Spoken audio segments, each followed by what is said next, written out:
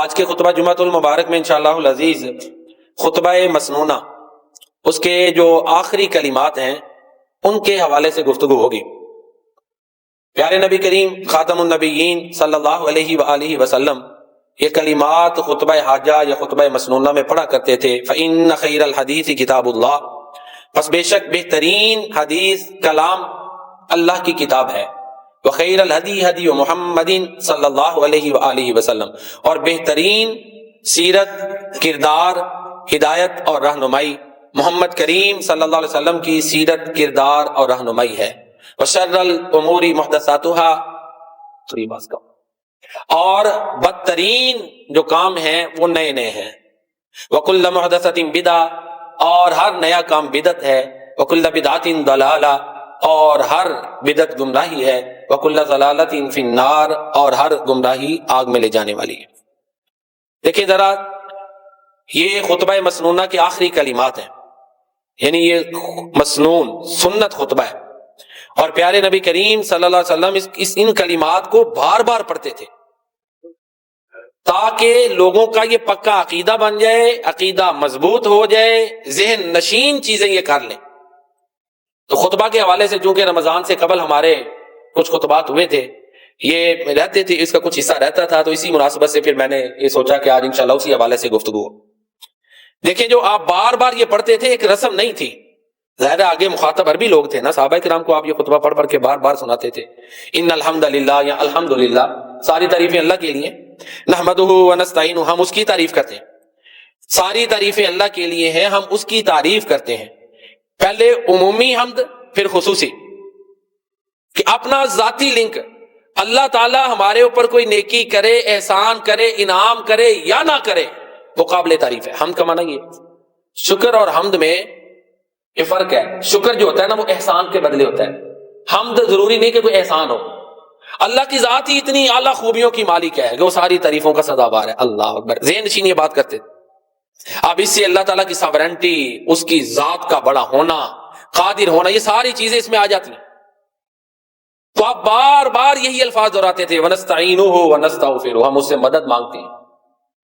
کہ استعانت مدد اللہ سے مانگنی ہے، اس کی تفصیل پہلے ہو چکی بغیر اسباب کے۔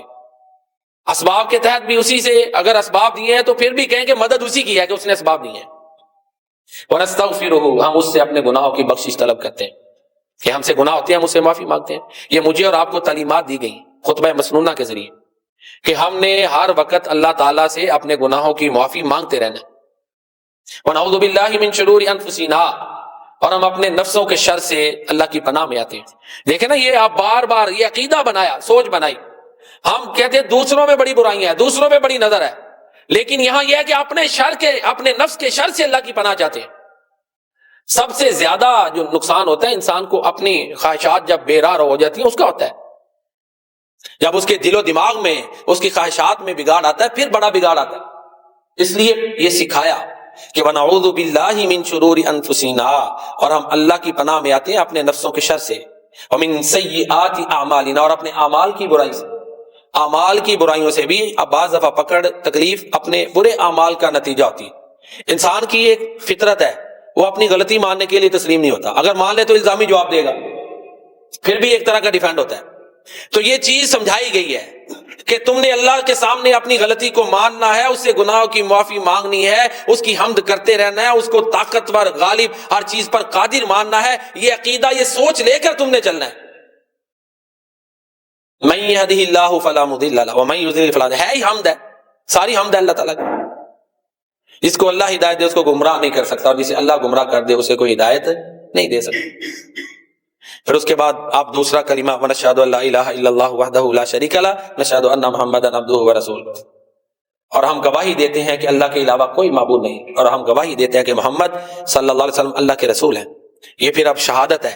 پہلے تعریفیں اللہ تعالیٰ کی، اپنی عاجزی ہے، اب ساتھ ہی اپنے ایمان کا گواہی کی، یعنی صرف یہ نہیں کہ عقیدہ بن گیا تو کافی ہے، عقیدے کے ساتھ گواہی بھی ضروری ہے۔ جو عقیدہ ہے، جو سوچ ہے، جو نظریہ ہے، جو فکر ہے، اس کی گواہی بھی دینی ہے کہ ساری تعریفیں اللہ کے لیے، اللہ کے علاوہ کوئی معبود نہیں ہے، اور محمد کریم صلی اللہ علیہ وسلم اللہ کے رسول ہیں۔ اس کے بعد پھر درود پاک کے ساتھ ہی اما بعد فإن خیر الحدیث کتاب اللہ، پس بے شک بہترین کلام اللہ کی کتاب ہے۔ اللہ کی کتاب باطل سے محفوظ ہے. لا یاتیہ الباطل من بین یدیہ ولا من خلفہ، اسی سمت سے بھی باطل اس کے قریب نہیں آ سکتا. یہ سراپا حق کتاب ہے، یہ اللہ کا کلام ہے، ہدایت کا سرچشمہ ہے. ذالک الکتاب لا ریب فیہ ھدی للمتقین، دوسرے مقام پر ہے ھدی للناس. یہ کتاب اس میں کوئی شک نہیں ہے، اللہ کی طرف سے نازل کی گئی ہے. یہ متقین کے لیے خاص طور پر ہدایت کا ذریعہ ہے، اور عام لوگوں کے لیے عام طور پر ہدایت کا ذریعہ ہے. ھدی للمتقین ھدی للناس، ہدایت کا سرچشمہ یہ کتاب ہے. تو بہترین کلام اللہ کی کتاب ہے. تو لہٰذا اگر کسی نے کسی کی تعلیمات پر چلنا ہے تو وہ اللہ کی تعلیمات پر چلے. یہی دعوت ہے نا کہ بہترین حدیث گفتگو کلام اللہ کی کتاب ہے، اس کو پڑھو، اس کو فالو کرو، اس کو سمجھو. یہ انڈائریکٹ دعوت ہوتی تھی جو پیارے نبی کریم خاتم النبیین رحمت للعالمین صلی اللہ علیہ وسلم ہر خطبہ میں دیتے تھے. ان ھذا القرآن یہدی للتی ہی اقوم، بے شک یہ قرآن سب سے زیادہ سیدھا راستہ دکھاتا ہے. پھر ساتھ ہی بتایا وَيُبَشِّرُ الْمُؤْمِنِينَ الَّذِينَ يَعْمَلُونَ الصَّالِحَاتِ أَنَّ لَهُمْ أَجْرًا كَبِيرًا، جو ایماندار لوگ نیک اعمال کرتے ہیں ان کو یہ قرآن بشارتیں سناتا ہے کہ ان کے لیے بہت بڑا اجر ہے. وَأَنَّ الَّذِينَ لَا يُؤْمِنُونَ بِالْآخِرَةِ أَعْتَدْنَا لَهُمْ عَذَابًا أَلِيمًا، اور جو لوگ ایمان نہیں لاتے ان کے لیے یہ قرآن جو ہے ان کو عذاب علیم کی وعید سناتا ہے. تو پیارے نبی کریم خاتم النبیین صلی اللہ علیہ وسلم یہ پڑھا کرتے تھے فَإِنَّ خَيْرَ الْحَدِيثِ کتاب اللہ. اب کتاب اللہ کے ہوتے، خیر الحدیث کے ہوتے، کسی اور سے تعلیمات لینے کی ضرورت نہیں ہے. اور اس کی تشریح وہ پیارے نبی صلی اللہ علیہ وسلم کی سنت وہ آگے آ رہا ہے. ان دو کے ہوتے ہوئے کسی اور سے مسلمان کو ضرورت ہی نہیں کہ وہ تعلیمات لے، عقیدے کی رہنمائی لے، عمل کی رہنمائی لے، انہی سے لینی. وخیر الہدی ہدی محمد صلی اللہ علیہ وآلہ وسلم. اللہ اکبر. ہدی کا معنی رہنمائی، ہدایہ ہدی ہدایتن، سیرت، کردار، تعلیمات، اسوہ حسنہ، یہ سارے معنی. تو بہترین تعلیمات محمد کریم صلی اللہ علیہ وسلم کی تعلیمات ہیں. بہترین ہدایت، رہنمائی، گائیڈنس، انسٹرکشنز محمد کریم صلی اللہ علیہ وسلم کی رہنمائی، ہدایات، گائیڈنس اور انسٹرکشنز ہیں. سب سے بہترین ہدایات محمد کریم خاتم النبیین رحمت للعالمین صلی اللہ علیہ وسلم کی ہیں. وخیر الہدی ہدی محمد صلی اللہ علیہ وسلم. اب پیارے نبی ہر خطبہ میں یہ کلمات پڑھتے تھے. لوگوں کے ذہن نشین ہو جائے کہ تم نے ہدایت دو چیزوں سے لینی ہے، دو مصادر سے لینی ہے، دو ذرائع سے لینی ہے. وہ کون سے ہیں؟ ایک قرآن، دوسری حدیث. اور سنت ایک ہی بات ہے. سنت اور حدیث یہاں مترادف ہیں. میں اکثر کئی دفعہ بچوں کو بھی سمجھاتے ہیں تو میں عرض کرتا ہوں، دیکھیں نا، جب ہم کہتے ہیں اہل سنت، سنت کو ماننے والا، تو اس کا مطلب ہے کہ پیارے نبی صلی اللہ علیہ وسلم نے جو فرمایا اس کو بھی مانتا ہے، جو کیا اس کو بھی مانتا ہے. ایسے تو نہیں ہو سکتا کہ جی جو کیا ہے اس کو تو میں مانتا ہوں اور جو فرمایا اس کو نہیں مانتا. کیسے؟ مسلمان ہی نہیں رہے گا. قرآن کو بھی ماننا ہے اور جو پیارے نبی صلی اللہ علیہ وسلم نے فرمایا اس کو بھی حق ماننا ہے. جو پیارے نبی کریم صلی اللہ علیہ وسلم نے کیا اس کو بھی حق ماننا ہے. جس کو درست کہا اس کو درست ماننا ہے. جس کو آپ خاتم النبیین رحمت للعالمین صلی اللہ علیہ وسلم نے غلط کہا اس کو غلط ماننا ہے.